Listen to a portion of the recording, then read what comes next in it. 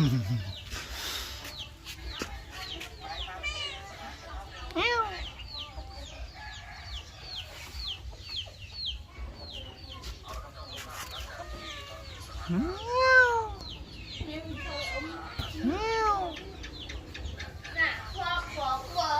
đây trong cho tu có không này?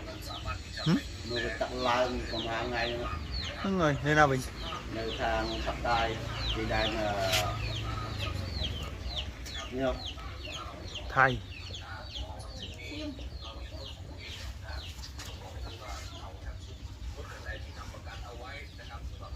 Ngày mình vô mất thì thay cho con này với con mình sầm quá. Khoa.